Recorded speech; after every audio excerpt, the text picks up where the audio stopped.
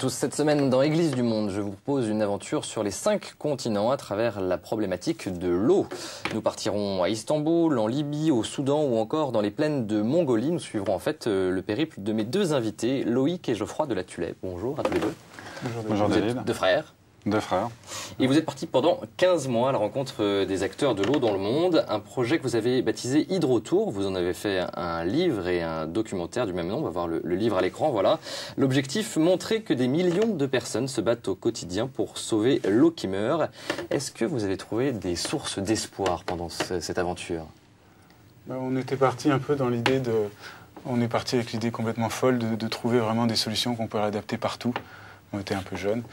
Et on est revenu, on s'est rendu compte qu'il y avait 6 milliards de personnes sur Terre. Déjà, c'était un constat qui était assez intéressant.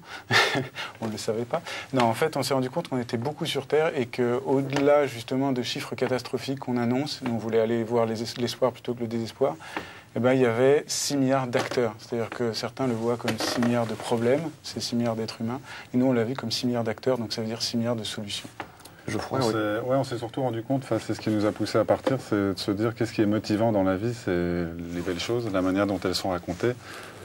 Et on voulait voir ces choses-là plutôt que de faire du métro boulot dodo. On s'est dit, il y a 15 000 morts par jour dans le monde. Si on va parler de ça, comment est-ce que les gens vont se bouger pour faire avancer les choses? Ils vont se bouger parce qu'ils vont se dire, mais au fait, l'eau, c'est mon voisin, l'eau, c'est cette belle fleur, l'eau, c'est plein de choses. Et donc, c'est ce qu'on voulait dire. On voulait dire, ben voilà, c'est pas que 15 000 morts par jour, c'est surtout des gens qui se battent pour faire avancer les choses. Et ce sont eux les signes d'espoir. Et nous, on était un petit peu ces passeurs de projet en projet et on voulait parler de ces gens qui font avancer les choses. Avec un projet éducatif en fond. Avec un projet éducatif, on était suivi par un réseau de classes d'eau en Belgique et en France et même un réseau européen.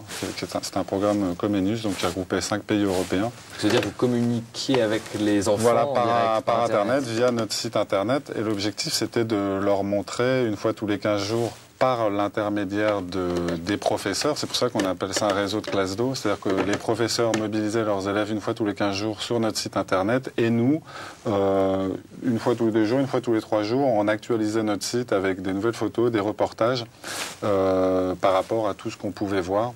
Et c'était intéressant justement de pouvoir dialoguer avec ces jeunes. Donc c'était dans l'esprit aussi, on est parti en 2003, on est revenu en 2004. En 2003, c'était tout nouveau d'avoir Internet en classe, en tout cas chez les petits. Donc c'était aussi très interactif. Voilà, être interactif et pouvoir leur montrer qu'on pouvait découvrir le monde. Tout en découvrant le monde, on pouvait apprendre des choses. Et nous, ça nous permettait de faire passer ce message. Alors vous êtes tous deux catholiques, pratiquants. Est-ce que partir sur les traces de l'eau, des acteurs de l'eau en tout cas, c'est porter un message d'espérance chrétienne? C'était surtout, l'espérance chrétienne, elle était surtout dans le choix on aurait pu partir en fait au début pour raconter la petite histoire. Quand on est parti, moi j'ai fait des études d'agronomie et j'avais envie, donc l'environnement m'intéressait, j'avais envie de faire le tour du monde des sites les plus pollués pour tirer la sonnette d'alarme et dire voilà, rien ne va plus, il faut agir, bougez-vous. Puis Geoffroy m'a dit non, on ne va pas passer notre vie sur des poubelles, pourquoi est-ce qu'on ne montrerait pas de l'espoir? Pourquoi est-ce qu'on ne montrerait pas des choses qui donnent envie d'agir plutôt que des choses qui donnent envie de se mettre la tête sous la terre comme une autruche et de ne pas regarder ce qui se passe autour? Et c'est vrai qu'avec l'espoir, et l'espoir c'est quand même le fondement du message chrétien, c'est de dire il y a toujours un espoir, même si la situation est la plus désespérée possible, que ce soit au niveau environnemental, au niveau de l'eau ou au niveau humain, puisque entre nous, on a quand même eu des crises assez difficiles, vous pouvez l'imaginer, quand on parle avec des copains. Entre deux frères. Voilà, entre deux frères, déjà avec des copains c'est dur, mais alors avec un frère c'est vraiment catastrophique, surtout avec lui. Et voilà, donc l'espoir il était aussi là, se dire on continue, on va au-delà de tout ce qui peut nous séparer, nous, de tout ce qui peut séparer les hommes, d'où aussi l'aventure autour du monde. À 2 et même à 3, puisqu'il y avait un 3e personnage, elle s'appelle Adrienne. Oui, il y avait Adrienne, qui est Adrienne notre voiture, mais moi je voudrais continuer un petit peu sur ce que disait Loïc, on aurait pu partir sans thème en fait, c'était ça. Et notre idée c'était de partir avec un thème qui était l'eau, et partir avec des jeunes pour qui on était, parce qu'on était suivis par l'hôpital Trousseau à Paris et l'hôpital Reine-Fabiola en Belgique, donc des jeunes pour qui on était les bras, les yeux et les jambes. Parce que bien souvent, ils étaient cloués sur un lit. Donc c'était partir avec un thème, pas comme ça, pas se dire, voilà, après nous, le déluge. Donc il y avait une démarche égoïste, certes, de se dire, on part faire un tour du monde, mais avec une volonté très forte de mettre cette démarche égoïste au service d'une cause qui nous dépassait, à savoir l'eau. Et ça, c'était très important pour nous. Donc, il y avait une motivation qui, je pense, est chrétienne, mais surtout qui sont des valeurs de partage, des valeurs d'engagement. Loïc disait d'espoir, effectivement, des valeurs d'espérance, de se dire on n'est pas les seuls à pouvoir faire bouger les autres, à faire bouger les choses, pardon. Il y a d'autres personnes qui font avancer ces choses-là et on voulait aller à leur rencontre. Loïc disait on a vu qu'on n'était pas tout seul. Ben, on s'est rendu compte qu'on était 6 milliards de personnes sur Terre. Et ça, c'est vachement fort de pouvoir se rendre compte de ça. Soit c'est paniquant, soit avec une vision d'espoir, c'est motivant, c'est dynamisant. Alors on va voir comment ça s'est passé tout de suite justement avec cette voiture Adrienne qui est une vieille voiture. Hein, en fait c'est une bagnole du boulanger, nous on l'a acheté 800 €, on a bien négocié à l'époque et c'était la voiture d'un boulanger à Compiègne et content de voir que sa voiture pouvait avoir une 3e ou une 4e vie, il nous l'a filé pour une bouchée de pain, honnêtement 800 € c'était pas grand chose parce que déjà une voiture de collection, elle avait 20 ans. Et nous, on voulait partir avec une voiture qui nous amusait, dans laquelle on pouvait dormir, et c'est trouvé qu'on est tombé amoureux de cette bagnole. Moi, je sais que je voulais partir avec une 2 chevaux. Loïc, je pense qu'il voulait... Oui, c'était une vieille voiture, en tout cas. Voilà, et là, c'était une Acadiane, on pouvait dormir derrière. Elle symbolisait en même temps la voiture qui roule sans eau. Parce qu'il n'y a pas de... Pas de réservoir d'eau. Non, en fait, il n'y a pas de radiateur. Donc c'est vachement pratique dans le désert, vous n'avez pas de problème de radiateur. Et vous êtes allé jusqu'en Afrique, ouais. Dans un village Soudan. Du Soudan, justement, on va voir comment ça se passe, comment les gens vivent au Soudan. Ils n'ont évidemment pas l'eau courante. Regardez.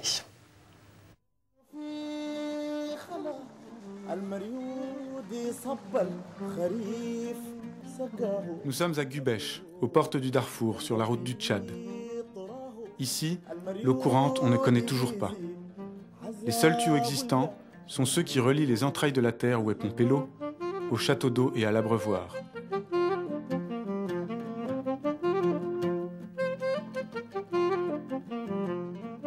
Afin d'éviter la pagaille et de laisser libre l'accès à l'eau, chacun attend son tour.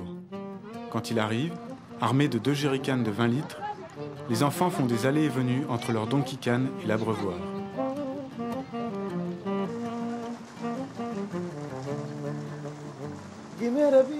Un baril de pétrole attelé à un âne fait office de camion-citerne. L'eau est livrée telle quelle à la population. Elle ne reçoit aucun traitement.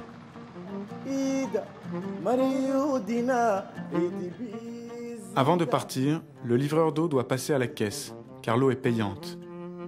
L'argent ainsi récolté sert à l'entretien de la pompe et des réservoirs.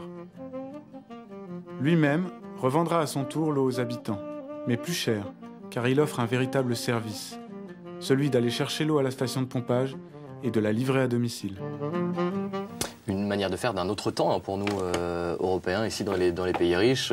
On ne le voit pas dans l'extrait, mais dans le documentaire, vous rencontrez un couple de voyageurs qui vous dit l'eau, ici, c'est avoir de l'eau courante, ça paraît presque quelque chose de magique, tourner le robinet, avoir de l'eau. Hein. C'était une réalité choc pour vous? Là, je pense qu'on l'a vu sur l'image, à un moment, il y a un énorme robinet. C'est drôle de se dire que ce robinet qui est gros comme ça, à peu près, comme un hérisson, bah, ça approvisionne tout ce village de, je sais pas, il y avait quoi, 3 000 ou 4 000 habitants?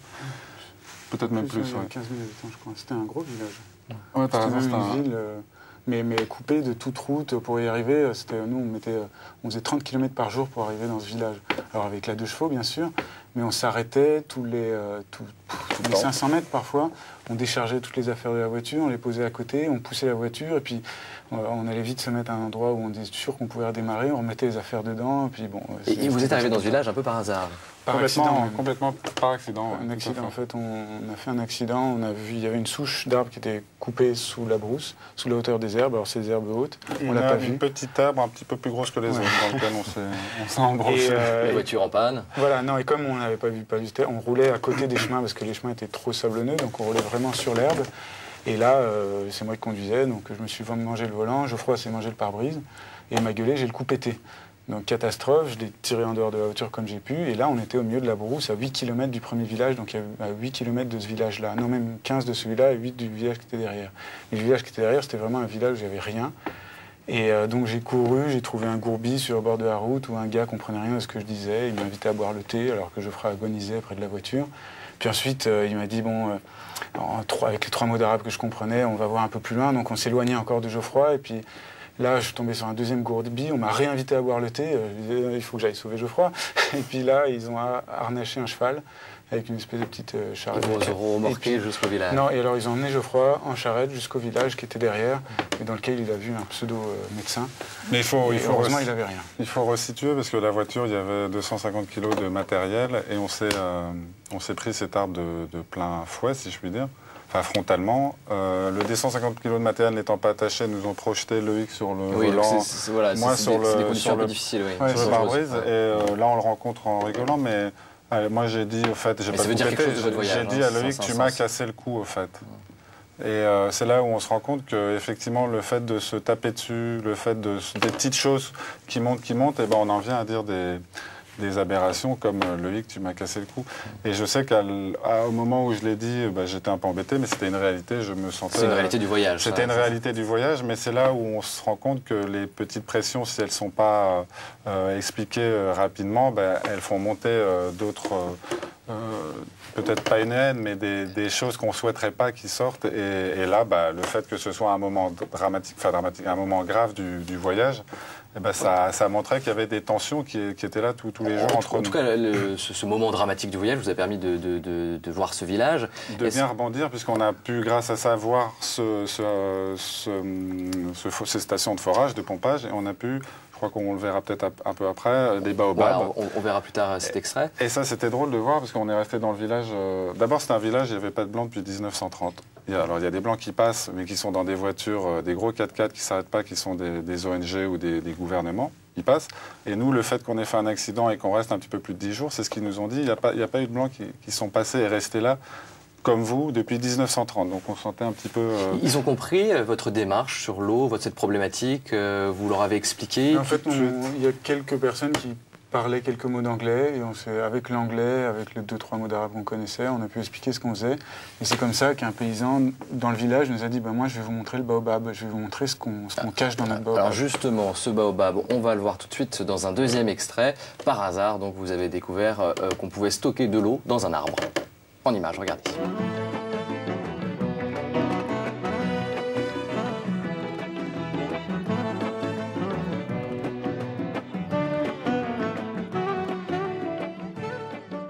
Au détour d'un village, des paysans avec qui nous discutons nous parlent d'un arbre étrange qui stocke de l'eau. Nos oreilles sont grandes ouvertes. Lorsque nous nous trouvons nez à nez avec le spécimen, nous comprenons qu'il s'agit du baobab. Ce bombacé est naturellement creux, ce qui en fait un récipient idéal pour y entreposer l'eau. Pendant la saison des pluies, l'eau qui tombe abondamment s'accumule autour des racines de l'arbre. Alors, à l'aide d'une écope, il récupère l'eau dans un galon pour la transvaser dans la cavité du tronc.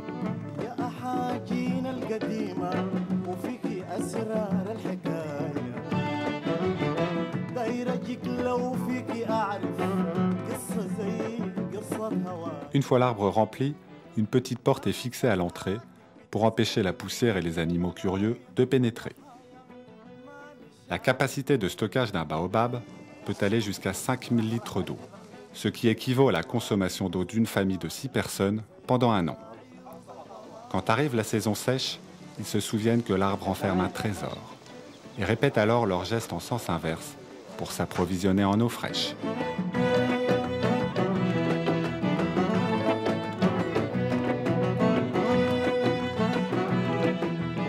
Loïc et Geoffroy de la Tulle, vous avez été surpris quand vous avez vu comment on pouvait se débrouiller avec ce qu'on avait sur place quand on manquait d'eau?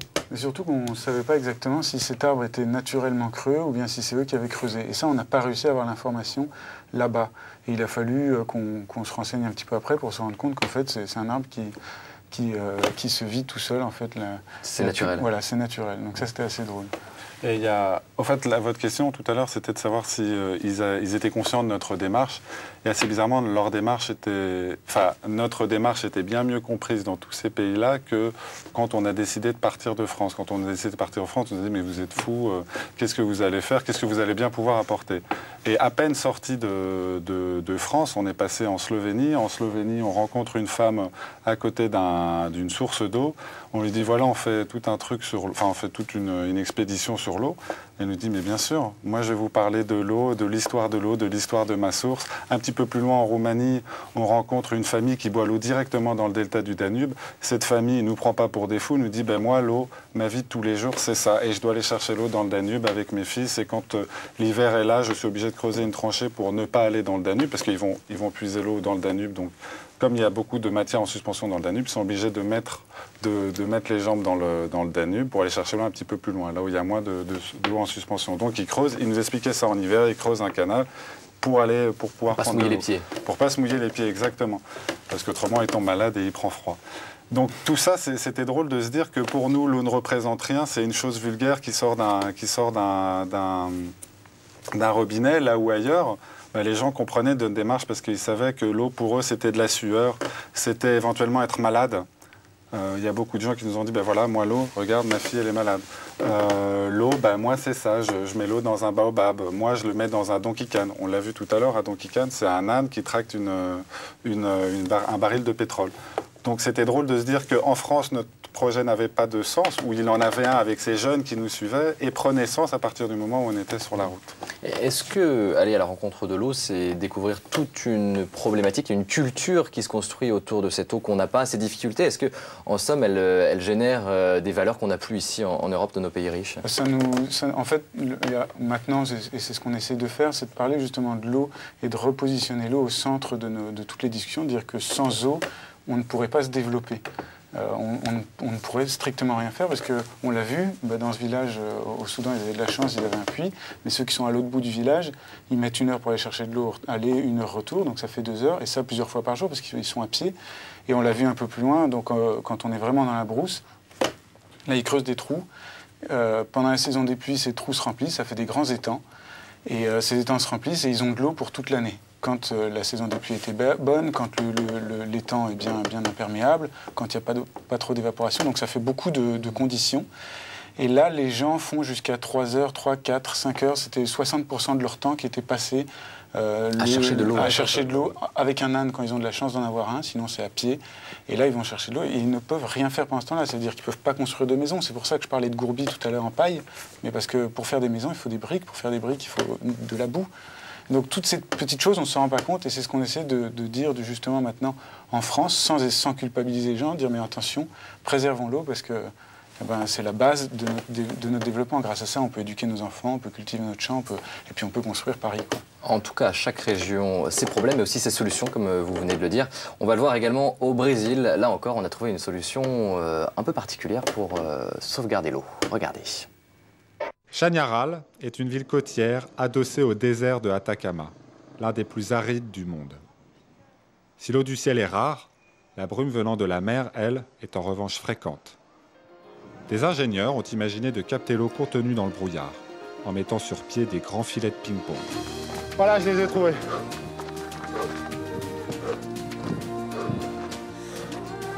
Allez, voilà.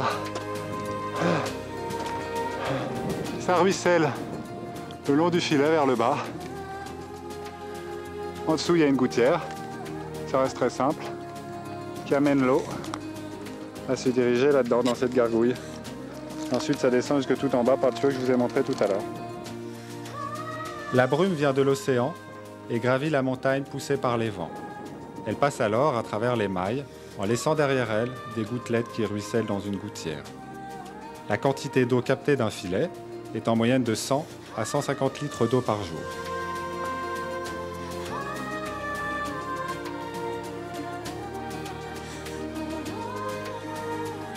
L'eau, ainsi récoltée, est renvoyée dans la vallée à l'aide de tuyaux connectés à un collecteur d'eau.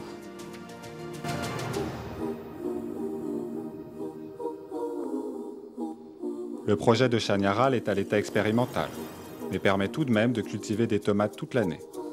Et ça, grâce au filet capteur de brouillard. Voilà, nous sommes au Chili et pas comme au Brésil, je m'étais trompé. Ça, c'est des petites choses, comme quoi on peut tous faire quelque chose. Il y a toujours une solution au problème de l'eau. On arrive à trouver des choses, on expérimente, on essaye à chacun ses solutions.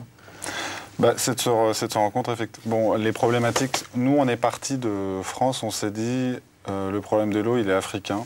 Et c'est là qu'on s'est rendu compte que le problème de l'eau, il n'est pas africain. Je citais tout à l'heure l'exemple en Roumanie. Il y a des gens qui ont des problèmes d'eau en Roumanie. Bon, forcément, il y en a en France. Hein. Mais voilà, on est dans l'Union européenne. Il y a des gens qui boivent l'eau directement dans le Danube. C'est comme si ici, des Parisiens buvaient l'eau de la Seine. Directement dans la Seine. C'est une eau qu'ils ne peuvent pas traiter en plus. Alors c'est une eau qu'ils ne peuvent pas traiter. C'est une eau qui est chargée de plein de saloperies et qui forcément font que l'espérance de vie à cet endroit-là, c'est ce qu'on voulait montrer aussi, l'espérance de vie, elle est de 55 ans dans ces villages. Pourquoi ? Pourquoi 55 ans ? On s'est posé la question avec Loïc. Pourtant, ces gens, ils paraissent en bonne santé. Pourquoi ? Parce que tout simplement, c'est vrai qu'ils ont la vie dure. Ils mangent peut-être pas, ils ont peut-être pas une alimentation très très bonne, mais surtout, ils boivent une eau qui les tue tous les jours à petit feu. Loïc parlait tout à l'heure de ce lien qui peut exister entre le fait de devoir passer 6 heures par jour sur le cul d'un âne. 6 heures par jour sur le cul d'un âne, c'est 140 jours par an quand vous faites le cumul. Passer sur le dos d'un âne. Quand vous passez sur le dos d'un âne, effectivement, Loïc, on disait on ne va pas à l'école, on ne construit pas de ville. Mais boire une eau mauvaise pour la santé, le corps peut-être qu'il s'habitue, mais il s'habitue en luttant avec de l'énergie, et cette énergie, il la retire à l'espérance de vie. Donc il y a un lien direct entre l'accès à l'eau et le développement, mais aussi un lien direct entre le fait de boire une eau pure et l'espérance de vie. Idem en ce qui concerne l'accès à l'eau et le fait que ce soit des enfants qui vont chercher de l'eau. On dit souvent que c'est des enfants, que c'est des femmes, il y a aussi des enfants qui vont chercher de l'eau, il y a aussi des hommes, mais tout ça, ça implique une non-croissance et le fait d'être maintenu dans le sous-développement. C'est vachement important de le comprendre. Ça, c'est quelque chose que vous avez compris. Constaté également, on était en Amérique, on est passé en Europe, on est allé en Afrique, vous l'avez vu aussi en Asie, à la découverte d'une méthode d'irrigation surprenante, presque artistique. Nous sommes en Birmanie cette fois, regardez. Ah, c'est beau ça.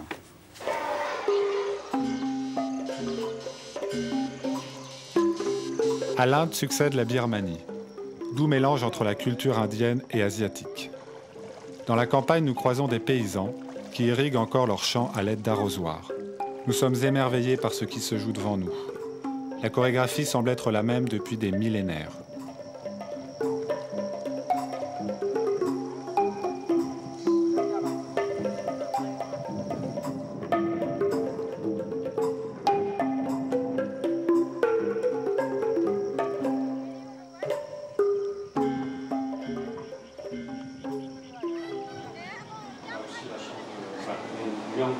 Nous rencontrons à Rangoon, capitale de la Birmanie, l'ONG Aide Médicale Internationale. Pour l'aération, la deuxième partie, c'est pour filtration. Bruno, chef de mission eau et sanitaire, nous présente dans son bureau les maquettes d'un collecteur d'eau et d'une pompe filtrante, avant de nous emmener les voir sur le terrain, à Dalat, dans le quartier des déplacés. Dalat est un ancien marécage. Le sol est donc gorgé d'eau. Seulement cette eau est ferrugineuse, c'est-à-dire qu'elle contient une forte teneur en fer. Malheureusement, même purifiée à l'aide d'une unité de déferrisation, qui fonctionne avec un filtre, gravier et sable, les habitants refusent de la consommer, car ils ne voient pas sa provenance. Aide Médicale Internationale a alors conçu un toit collecteur d'eau qui fonctionne pendant la saison des pluies. L'eau qui tombe sur le toit est récupérée dans une cuve équipée d'une pompe et d'une trappe.